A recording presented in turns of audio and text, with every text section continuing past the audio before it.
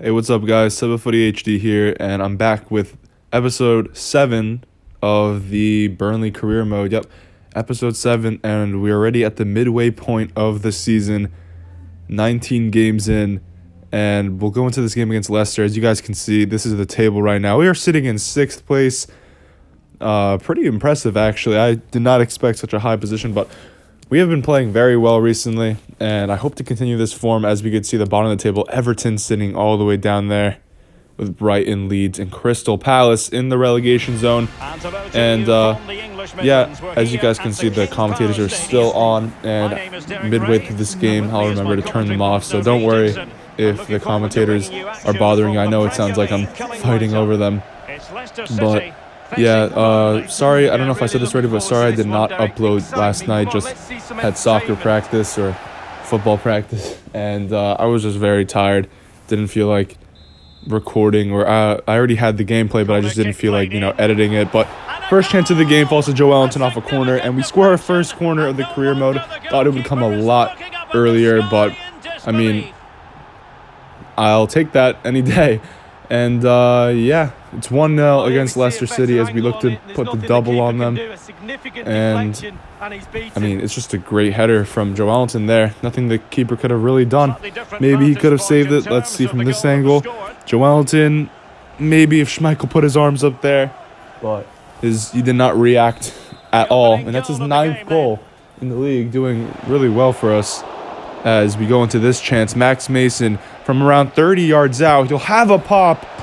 Oh my goodness. If that was his first goal in a Burnley shirt in his professional career, that would have been something special.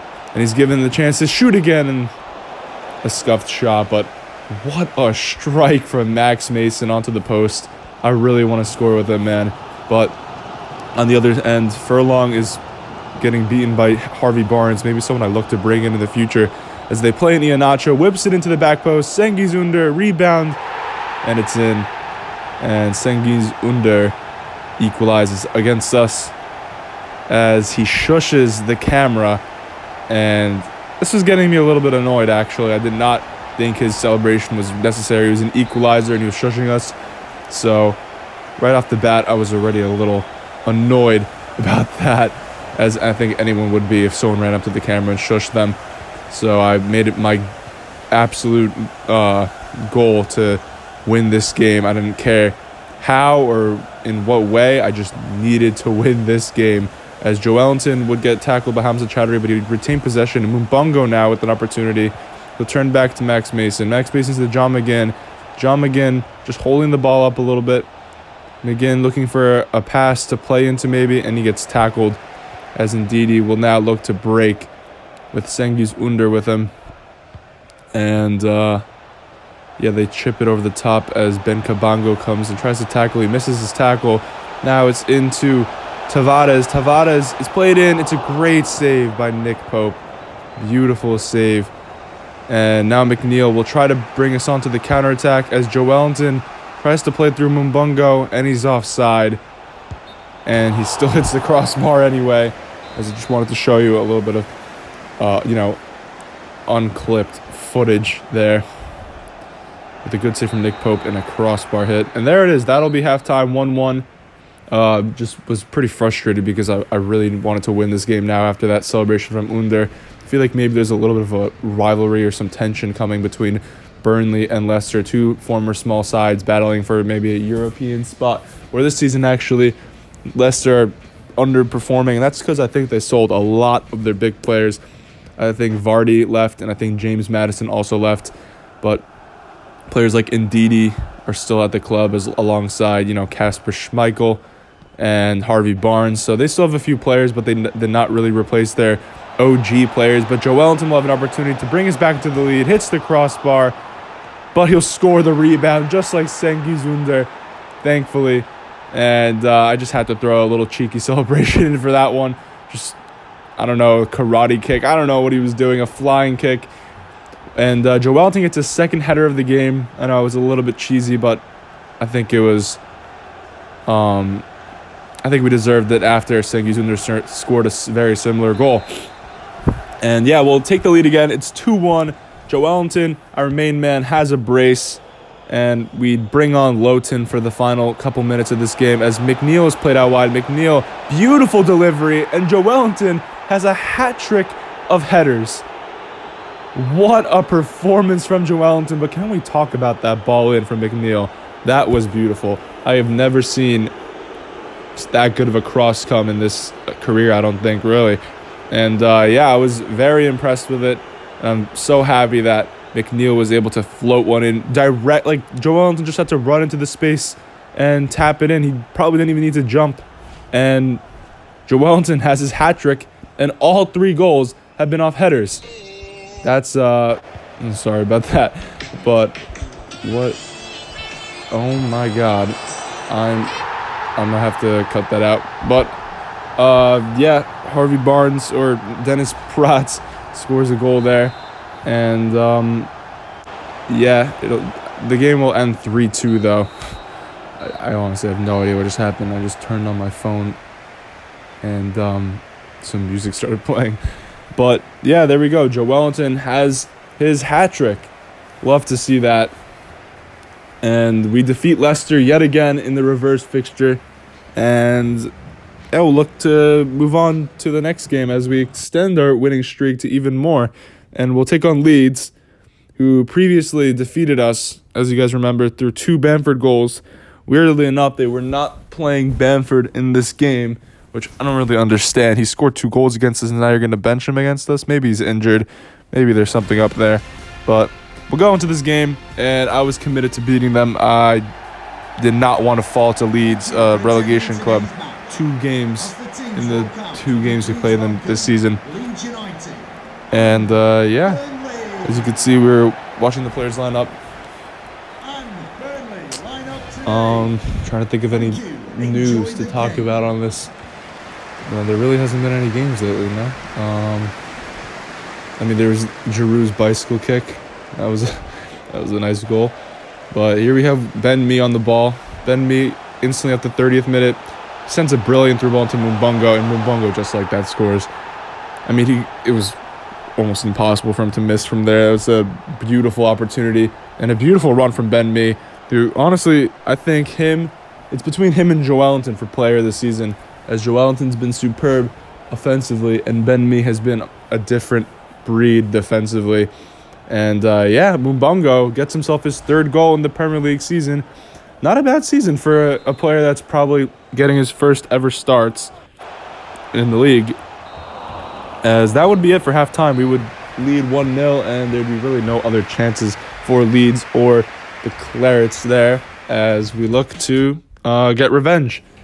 And in the second half, Leeds started off with the kickoff. And, yeah, they're just holding a little bit of possession. And I don't know why I kept these clips in so long. I apologize. Yeah, there's just no reason for that to be that long. But Mumbungo has an opportunity now off the break in the 1v1. Can he score? And I should have shot. I just have this obsession with running around the keeper. And for some reason this year, keepers just don't come out. I don't know why they just don't come out. But that'll literally be it. There were 2 chances this game. I messed up one. Thankfully, I scored 1. Leeds, their attacking side was basically useless. They didn't even do anything. As you can see, we have some January transfer deals going through with Peters leaving and Josh Benson leaving on loan, as Jay Rodriguez would receive a transfer offer for Eintracht Frankfurt. And as you guys know, I'm not opposed to letting Jay Rodriguez go. Every time we've used him, he's been terrible. He's missing 1v1s, missing tap-ins, and maybe a little bit more money would give us some finances to buy a big player in this team as I look to improve some positions. And Eintracht Frankfurt ended up accepting a 6.8 million offer for the English striker, and I'm fine with that. We got an offer above his value. He has pretty large wages, and yeah, we'll go into the monthly scouting report, maybe see if we could get a replacement from there, as we find Albie Todd, who not the greatest value, but great potential, and the rest were pretty poor, except for just one more. Stanley Wills, the man with the mustache at the age of 16 years old, looked pretty good as well, as you can see. you could tell that this guy is not a center mid just by looking at his stats. And thankfully, we found a defensive player. I was pleasantly pleased. Pleasantly pleased. That's just definitely not what. Yep, my bad about that.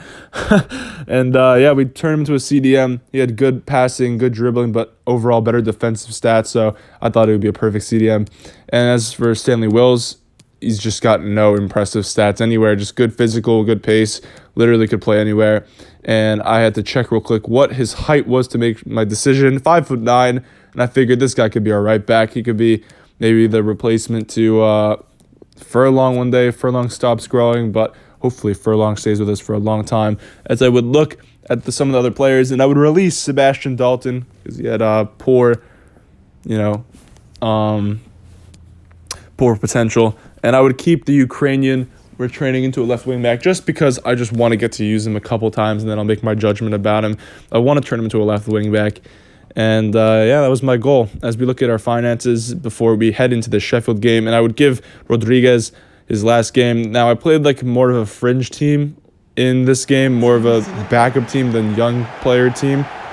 And that's what I was planning on doing for these cup competitions. Even though the FA Cup is a little bit more important to me, I wanted to get in some, actual like quality players like Ashley Barnes, who doesn't get into our Premier League lineup, but maybe in the FA Cup can score a couple goals for us. As I throw in Jay Rodriguez too for his last game. I would usually put him in Bungo there, but for his last game I figured I'd throw him in as Jay Rodriguez is on the ball, slips in a beautiful ball into Ashley Barnes, and just like that inside 7 minutes we're 1-0 up. It's a brilliant goal, and that's Ashley Barnes' first goal of the season. Finally he scores, as I really wanted Ashley Barnes to be a part of our team this season, but just whenever I bring him in, he just doesn't click the same as, Mbungo does, especially Jay Rodriguez too, because he gets the chances, he just can't seem to score them. As you can see here, Ashley Barnes would slip in Jay Rodriguez. Jay Rodriguez, can he finally break his goal drought? He just misses the target. This guy he can't score a 1v1 for his entire life. If his life was on the line, if his kids were on the line, he would miss it. Like, this guy has the composure of, Karius at striker, as Ashley Barnes would be sent through 1v1 again. More of a tighter angle. And, as we cross it in for Jay Rodriguez, an open net to aim at, just has to get it on target. How does he smash that over the bar? I did not put that much power on it. And how do you do that? I don't care that you're right-footed. He does not have like a 1-star weak foot. I think he has like a 3 or 4-star weak foot, and he just can't score. And it's just the 6.8 million deal I agreed with Eintracht Frankfurt for looked more and more desirable by the minute. And Ashley Barnes' pretty decent solo run ended up with a corner kick, as Max Mason would try to do a rainbow flick. I don't know, after EA updated the gameplay, rainbow flicks became very ineffective. They used to be a good way to get the ball over a defender, but it just seems like whenever you rainbow flick now, the ball goes completely out of control, and it's literally useless now. Like, I don't think I've had a rainbow flick work out in like a couple games, so I'll probably stop doing that. As we go into the second half, we're 1-0 up in the FA Cup, and we'll look to hold on to our lead, obviously, as Jay Rodriguez slips in Ashley Barnes. Ashley Barnes is through on goal, and I try to run around the keeper again. What am I doing, man? What am I doing? I don't know. I'm sorry, guys. There's just no excuse for that. I got to stop doing that. As we get punished for it, Lys Mousset, for the second game in a row, scores against us. This guy seems to be him, Bamford, maybe, our kryptonite or our Achilles heel. But it's 1-1, and we'll look to reclaim our lead again. And we play Ashley Barnes here. Ashley Barnes into Jay Rodriguez. Jay Rodriguez with a little bit of space. He'll finesse it, and he hits it into the top corner. A sweet, sweet farewell. And what a way to send him off. Last game before he gets transferred. And that's a brilliant strike. And that'll be his last goal in a Burnley jersey.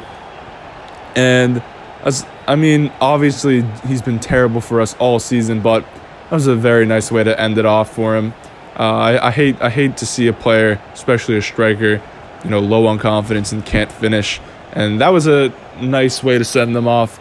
He needed that, and I hope he'll carry on that form in Frankfurt and maybe we get to play him one day in maybe the Europa League or something. But that'll be it, as we'll win this FA Cup game 2-1, and our FA Cup journey will continue, thankfully. And after that game, we would head into some January transfer window business, as you'll soon see. And the Jay Rodriguez deal, as you can see, he finally went through. Right after the game, he went on his flight to Germany, accepted the deal. And as you can see here, I found my target, the former Arsenal Academy man, former of Juventus as well, Steffi Mavididi. If you don't know this guy, he's tearing it up in the French league right now. And it's just another player that Arsenal let go of in the youth rank that maybe they'll soon regret. He left Arsenal for Juventus, and from Juventus, he went on loan to Dijon. And then I think Montpellier signed him on a permanent after that. But Steffi Mavididi can play left mid and striker. I'm going to use him in probably right mid, as I like to have right-footed right mid players in this formation. And I'm also going to use him as a backup striker sometimes. And hopefully, as Musonda gets higher in overall, Mavididi can maybe push into the striker role once Chris Wood eventually, leaves us, as he's pretty old. But at the moment, Mavididi is probably going to start over Musonda, as Musonda has also been struggling as of late. I hope I don't hinder Musonda's progress, but Steffi Mavididi, I think it's a great deal for him. He can play two positions. He's insanely quick, can play out wide, and he holds his number 19 jersey that he had at Montpellier, and I think that was also Jay Rodriguez's former number, as we'll even give him the start here on the right mid position against West Brom, just see what he could do. And West Brom are actually a team that are overperforming just like us, sitting around the top 9 position when in real life they're struggling in the relegation zone. But Joelinton is the man to watch, scoring a hat-trick against Leicester. And can he carry on this kind of form in this game? Hopefully, as we'll look to try to extend our winning run to another game and beat West Brom, as Joelinton on the ball slips in John McGinn. John McGinn with the first shot of the game, and John Stone with a great save, who I think is an incredible keeper in real life. Way too good for Burnley, and I think if they get relegated, he should probably leave to maybe a team like West Ham, who Fabianski is only getting older, unfortunately. But Diagne ends up falling down to a hard furlong challenge. It was completely legal, but just a hard challenge. And that's a beautiful through ball in for Diangana, I'm pretty sure, is the man who scored that. I mean, how can I even stop this? Just this. Oh, that's just a beautiful ball. I couldn't do anything to stop that. And Diangana scores a pretty good goal. And, I don't think Nick Pope really could have done better, as near post shots just go in every time, no matter what the keeper is or who the keeper is. And we start this game off 1-0 down to West Brom, a team that I think we had, I don't really recall, I think we may have beaten them in the reverse fixture. As we go into halftime 1-0 down, we look to turn this lead upside down, hopefully. And right off the break of halftime, Mateus Pereira, I don't know what my defense is doing. He just literally sprints right through, and of course he'll finish past Pope. And we find ourselves 2-0 down at the Hawthorns. A pretty poor performance from us, as Mateus Pereira will punish us. But we'll look to get back in this game with 20 minutes or so left. Browno plays it out wide to Musonda. Musonda puts in, when he's right off the bench, into Mavididi. Mavididi on his debut scores a great goal, and it's 2-1, and maybe we have an opportunity to get back in this game through the Englishman on his debut. What a performance from Steffi Alvaro Mavididi. And Nico Stone would come on for the last 20 minutes. Hopefully look to get an equalizer in this game at the Hawthorns, as obviously we don't want to drop points to teams that probably aren't as good as us. And in the 76th minute, we give away a penalty. I have no idea how that's a penalty, guys. Maybe you can explain this to me. But Max Mason gets his first yellow card in his professional career, and he gives away his first Premier League penalty in his professional career. But how is that a penalty, guys? How is that a penalty? He just puts his body in them. But as you guys all know, the ball does not lie. Ball does not lie. It was a poor decision, and Mateus Pereira's penalty is saved by Nick Pope. And in the 87th minute, Ben Mee with a great challenge. Max Mason with a flick out wide, and Mavididi would send in Joelinton. What a ball. Can Joelinton score? He stops, plays it into McGinn. McGinn on his left foot, and he gets the equalizer. Mavididi could have had an assist, but Joelinton wanted to play the safer route and play it into John McGinn. To be fair, I think Joelinton could have scored anyway, but I just wanted to make sure. I did not want to mess up this last attack of the game. As he fake shots, he sees McGinn behind him, and McGinn is never going to miss on his left foot, even takes a touch just to make sure. One touch, and he'll smash it near post. And thankfully, we don't lose our undefeated run that we're on right now since the Manchester United game. And, or rather, no, not the Manchester United game. I'm thinking of the wrong game. When was the last time we lost? The Sheffield game. And, yeah, it was a pretty good comeback in the end. 2-2. Would have been nice to maybe get the full 3 points, but there wasn't really enough time. Poor defensively in the first half. As we'll look to go into the second game, the last game of today's episode in Manchester United. A team that I think we secured our first victory of the season against, a 3-0 win, or maybe a 3-1 win at Old Trafford, but nevertheless a 3-goal win, I remember. And we'll look to maybe get another one here as we start the game off strong. Mavididi plays it into Brownhill. Brownhill shoots, and De Gea with a good save. Mavididi really fitting into this team already. I mean, it's not that hard to fit into a team when you're just rapid and sprinting down the wing, but as you guys can see here, Manchester United absolutely destroys there. I mean, wow, what a play there from, I don't even know who scored that in the end, but yeah, what a goal. And we get tackled here. Thankfully, it's a brilliant follow-up challenge to save us from conceding a second, as McGinn will play it out wide to McNeil, and we're blistering on counterattacks. Joelinton, what a ball. Joelinton, one more into Mavididi. And Mavididi misses the target, only his second Premier League game. And I think with time in this team, he'll be finishing that with no problem. But unfortunately, maybe the chance just came a little too early to him. First touch, didn't really have any space, just had to put it somewhere. Tried to put it in the near post, but just wide of the target. Maybe should have side-footed it home. As Fred would look to maybe get their advantage up to 2 goals. And Fred would hit the post, as Manchester United at this point were all over, as we didn't really get a chance, as Jesus Corona plays it in. And these near post goals, man. These near post goals have to stop. Jamie Vardy, who transferred from Leicester to United, makes it 2-0. And at this point, I knew the game was over. I even subbed on Ben Cabango to rest Ben Mee. But yeah, that'll be the end of this game and the end of this episode as well. I gave man of the match to Mavididi, as Joelinton did score a hat-trick, but he didn't really do much else in this episode. And also, I don't want to repeat last episode's man of the match. But thank you guys for watching. If you could leave a like on this video, it'd be greatly appreciated. And I'll try to get another episode out tonight to make up for not recording last night. And yeah, thank you guys. Have a good rest of your day.